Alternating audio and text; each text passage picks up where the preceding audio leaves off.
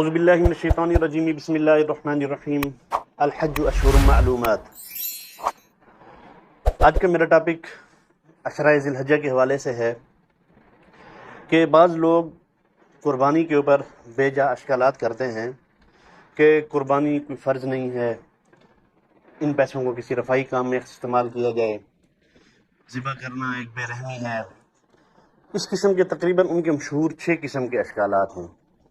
ان کا عقلی و نقلی جواب دینا مختصر میری ذمہ داری بنتی ہے، کیونکہ دین کا ایک فریضہ ہے، اس کا مذاق اڑایا جا رہا ہے اور دین کے فریضے سے لوگوں کو بے رہ روی کی طرف لے کر جایا جا رہا ہے کہ لوگ ایک فرض اور واجب چیز کو چھوڑ دیں اور گناہ میں مبتلا ہو جائیں۔ نقلی دلائل تو ان لوگوں کے لیے ہوں گے جو مسلمان ہیں، جو اس بات کو سمجھنے سے قاصر ہیں کہ دین اسلام ہمیں کیا کہتا ہے، اور عقلی دلائل ان لوگوں کے لیے ہیں جو ملحد قسم کے ہیں، جن کو دین میں خواہ مخواہ میں اعتراض ہوتا ہے، خاص طور پر مذہب اسلام کے بارے میں۔ تو ان کے مشہور 6 قسم کے اشکالات ہیں۔ پہلے میں آپ کو وہ 6 اشکالات بتا دوں، یا 6 اعتراضات یا 6 سوالات جو وہ قربانی پر کرتے ہیں۔ پہلا اعتراض ان کا یہ ہے کہ قربانی میں ذبح کرنا ہی کیوں ضروری ہے، بلکہ یہ رقم کسی رفاہی کام میں کیوں خرچ نہیں کی جاتی۔ ٹھیک ہے۔ دوسرا اعتراض ان کا یہ ہے کہ زندہ جانوروں کے گلے پر چھری پھیرنا یہ جو ہے نا عقل سلیم کے خلاف ہے۔ اور تیسرا جو اعتراض ہے وہ یہ ہے کہ قربانی جو ہے نا اس سے جانوروں کی نسل کشی ہوتی ہے۔ اور چوتھا اعتراض جو اس پر ہے وہ یہ ہے کہ قربانی کوئی واجب حکم نہیں ہے، بلکہ یہ تو حاجیوں کی مہمان نوازی کے لیے اور خدمت کے لیے ایک رسم تھی جو مکہ میں جاری ہوئی۔ اور پانچواں اعتراض ان کا وہ یہ ہے کہ پاکستان جو ہے نا ایک مقبوض ملک ہے اور قرضدار کی واجب نہیں ہے قربانی، تو لہٰذا پاکستانی بھی قربانی نہ کرے بلکہ ملک لوگوں کی خدمت کرے، اپنے قرض اتارے۔ اور چھٹا جو ان کا اعتراض ہے وہ یہ ہے کہ ہر سال جو جانور خریدنے اور ذبح کرنے پر رقم خرچ کی جاتی ہے یہ اسراف اور فضول خرچی کے زمرے میں آتی ہے۔ تو میں ایک ایک کر کے یہ جو 6 اعتراضات ہیں ان کے جوابات دوں گا۔ سب سے پہلے جو ان کا اعتراض ہے وہ یہ ہے کہ قربانی میں ذبح کرنا ہی کیوں ضروری ہے، بلکہ اس کو ان پیسوں کو کسی رفاہی کاموں میں کیوں خرچ نہیں کیا جا سکتا۔ تو بھائی اس کا جواب یہ ہے کہ قربانی کوئی نئی چیز نہیں ہے، دین میں کوئی نیا اضافہ نہیں ہے، بلکہ یہ ہمارے دین کا ہی حصہ ہے۔ یہ کوئی اختیاری حکم نہیں ہے بلکہ یہ ایک واجب حکم ہے، اور اس کی یہی صورت ہے کہ جان کو ذبح کیا جائے، اس کے گلے پر چھری پھیری جائے۔ لہذا کوئی محبوب سے محبوب اور بڑے سے بڑا عمل بھی اس عمل کا بدل نہیں ہو سکتا۔ دیگر تمام اعمال کی اپنی ایک علیحدہ اور منفرد حیثیت ضرور ہے، اور نیک عمل کی بھی ایک منفرد اور علیحدہ حیثیت ہے، اور ان تاریخوں میں یہ امر اللہ تعالیٰ کے نزدیک تمام اعمال پر جو ہے نا وہ فوقیت لے جاتا ہے۔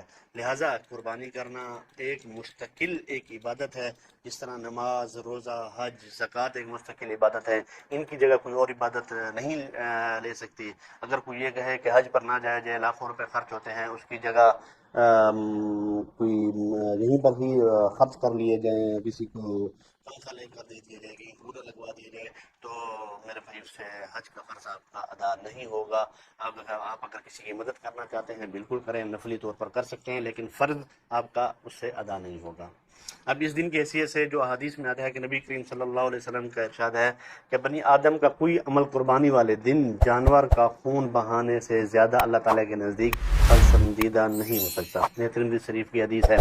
اسی طرح عبداللہ بن عباس رضی اللہ تعالیٰ عنہ فرماتے ہیں کہ جناب رسول اللہ صلی اللہ علیہ وسلم نے ارشاد فرمایا، کسی کام میں مال خرچ کیا جائے تو وہ عید الاضحیٰ کے دن قربانی میں خرچ کیے جانے والے مال سے افضل نہیں ہو سکتا۔ یہی وجہ ہے کہ پھر تمام فقہاء کرام کے نزدیک قربانی کے ایام میں صاحب حیثیت افراد کے لیے صدقہ کرنے کی بنسبت قربانی کرنا جو ہے نا وہ افضل ترین کام ہے۔ نبی کریم صلی اللہ علیہ وسلم نے فرمایا کہ استطاعت کے باوجود جو قربانی نہ کرے تو وہ ہماری عیدگاہ کے قریب بھی نہ آئے۔ یعنی کہ اتنے سخت الفاظ ہیں کہ جو استطاعت کے باوجود قربانی نہیں کرتا تو وہ ہماری عیدگاہ کے قریب بھی نہ آئے۔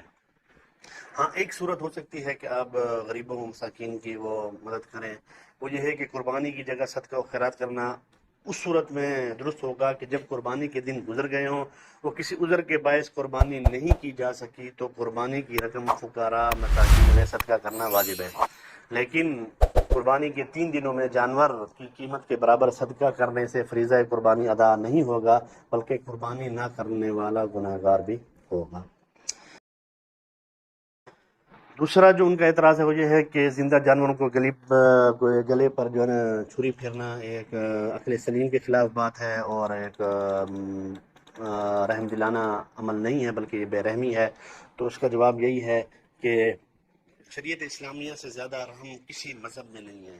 حلال جانور کو ذبح کرنا شریعت کے خلاف نہیں، بلکہ ان کے حق میں اپنی موت مرنے سے ذبح ہو کر مرنا بہتر ہے، کیونکہ خود مرنے میں ذبح کی موت سے زیادہ تکلیف ہوتی ہے۔ رہی اس حکم کی حکمت، تو جانور کا ذبح کرنا اس لیے ضروری ہے کہ ذبح کی وجہ سے اس کے جسم سے وہ فاسد مادے خارج ہو جاتے ہیں جو انسانی صحت کے لیے نقصان دہ ہیں۔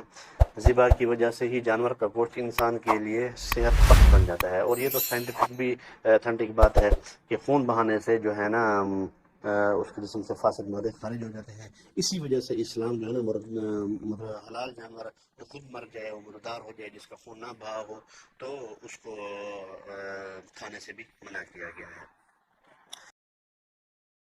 تیسرا جو ان کا اعتراض ہے وہ یہ ہے کہ قربانی سے جانوروں کی نسل کشی ہوتی ہے۔ تو یہ بھی ایک لو قسم کا اعتراض ہے کہ اس میں بھی کسی قسم کا کوئی وزن نہیں ہے، کیونکہ ہمیشہ سے اللہ تعالیٰ کا یہ نظام چلا آ رہا ہے کہ انسانوں یا جانوروں کو جس چیز کی ضرورت جتنی زیادہ ہوتی ہے، اللہ تعالیٰ اس کی پیدائش اور پیداوار کو اسی قدر جو ہے نا بڑھا دیتے ہیں، وہ جس چیز کی جتنی ضرورت کم ہوتی ہے اس کی پیداوار بھی اتنی ہی کم ہو جاتی ہے۔ اب حال ہی میں آپ دیکھیں ہندوستان میں گائے کے ذبح پر پابندی لگائی، تو اس وقت سے وہاں کی پیداوار بھی، گائے کی جو ہے نا پیداوار بھی گھٹ گئی ہے۔ اس طرح عربوں نے اونٹوں کو چھوڑ دیا، تو وہاں پر بھی اونٹوں کی پیداوار کم ہو گئی ہے۔ اب کیا کبھی یہ سننے میں آیا ہے یا پڑھنے میں کہ قربانی کی وجہ سے ان ممالک میں جانور جو ہے نا وہ ناپید ہو چکے ہوں، یا دنیا سے حلال جانور ختم ہو گئے ہوں، یا اتنے کم ہو گئے ہوں کہ لوگوں کو قربانی کرنے کے لیے جانور ہی میسر نہ آئیں؟ تو اس کا جواب ہوگا کہ یقیناً نہیں۔ اس کے برخلاف کتے بلیوں کو دیکھ لیں، ان کی نسل جو ہے نا کتنی ہے۔ حالانکہ ایک عجیب سی بات ہے کہ کتے اور بلیاں ایک ہی حمل میں 4 5 بچے جو ہے نا وہ جنتے ہیں، لیکن ان کی تعداد جو ہے حلال جانوروں کے مقابلے میں بہت کم نظر آتی ہے۔ حالانکہ کتی بلی کی نسل بظاہر زیادہ ہونی چاہیے تھی، کیونکہ وہ زیادہ بچے جنتے ہیں اور ایک ہی پیٹ میں 4 سے 5 بچے بھی پیدا کرتے ہیں، جبکہ گائے یا بکری زیادہ سے زیادہ 2 بچے بہت کم ہی ان کے پیدا ہوتے ہیں۔ تو گائے بکری ہر وقت ذبح ہوتی ہے، کتے بلی کوئی ہاتھ بھی نہیں لگاتا، مگر پھر بھی یہ مشاہدہ جو ہے نا ناقابل انکار ہے کہ دنیا میں گائے اور بکروں کی تعداد بنسبت کتے اور بلی کے زیادہ ہے۔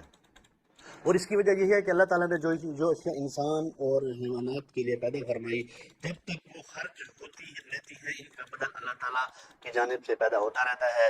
جس چیز کا خرچ زیادہ ہوتا ہے، اللہ تعالیٰ اس کی پیداوار بھی بڑھا دیتے ہیں۔ جانوروں میں بکرے اور گائے کا سب سے زیادہ خرچ ہوتا ہے، تو ان کے ذبح کر کے گوشت کھایا جاتا ہے، اور شرعی قربانیوں کفارات میں ان کو ذبح کیا جاتا ہے۔ وہ جتنے زیادہ کام آتے ہیں، اللہ تعالیٰ اتنی ہی زیادہ اس کی پیداوار بھی بڑھا دیتے ہیں۔ اور جس کا ہر جگہ عام مشاہدہ بھی ہوتا ہے کہ بکروں کی تعداد ہر وقت چھری کے نیچے رہنے کے باوجود دنیا میں زیادہ ہے، اور کتے بلی کی تعداد جو ہے نا، حالانکہ ان کو کوئی ہاتھ بھی نہیں لگاتا، کوئی ذبح بھی نہیں کرتا، تو ان کی تعداد جو ہے نا وہ انتہائی کم ہے۔ چوتھا جو ان کا اعتراض ہے یہ ہے کہ قربانی کوئی واجب حکم نہیں تھا، بلکہ یہ حاجیوں کی خدمت کے لیے مکہ میں ایک رسم جاری کی گئی تھی۔ تو یہ ان کا ایک اعتراض ہے۔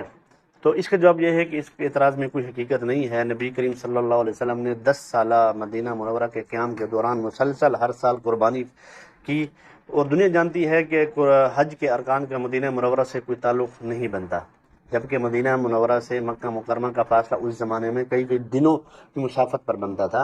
اور اسی تناظر میں حاجیوں کی ضیافت ایک لا ینحل مسئلہ دکھائی دیتا ہے۔ پھر ضیافت کے لیے جانوروں، ان کی عمروں اور دیگر شرائط کی قید بھی عجیب سی محسوس ہوتی ہے۔ پھر ضیافت میں گوشت کا سالن ہوتا ہے یا کچا گوشت، یہ بھی ایک سوچنے والی بات ہے۔ تو قربانی کے گوشت کی اگر تقسیم بھی ہے تو وہ کچے گوشت کی ہی ہے۔ جو پانچواں اعتراض ہے وہ ان کا یہ ہے کہ پاکستان ایک مقروض ملک ہے، تو لہٰذا قرض دار پر قربانی کا اطلاق نہیں ہوتا، اس پر واجب بھی نہیں ہے، تو اس لیے پاکستانیوں پر قربانی نہیں ہے۔ تو اس کا جواب یہ ہے کہ قربانی ریاست کا معاملہ نہیں، بلکہ فرد کا انفرادی معاملہ ہے۔ کسی ملک کے مقروض ہونے سے اس کے صاحب حیثیت افراد سے قربانی کا حکم ساقط کسی صورت بھی نہیں ہوگا. لہذا اگر ملک مقروض ہے تو وہ ملک کا ایک معاملہ ہے، لیکن کسی کے انفرادی معاملات کے لیے اگر کوئی صاحب حیثیت ہے تو اس سے قربانی ساقط نہیں ہوگی. اور چھٹا اعتراض جو ان کا ہے وہ یہ ہے کہ ہر سال جانور جو خریدنے اور ذبح کرنے پر ایک کثیر رقم خرچ ہوتی ہے، جو کہ ایک فضول خرچی ہے اور اسراف ہے. تو اس کا جواب یہی ہے کہ حیرت ہے کہ جو واجب حکم کی تعمیل میں تو اسراف کا فلسفہ نظر آتا ہے، لیکن اس کے علاوہ ہر طرف پھیلا ہوا اسراف ان کو نظر نہیں آتا.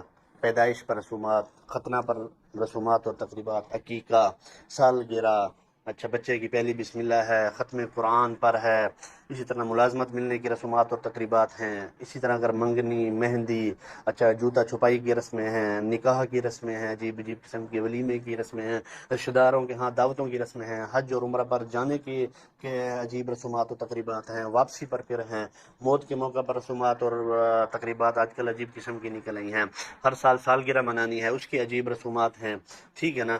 تو کئی قسم کی ہیں.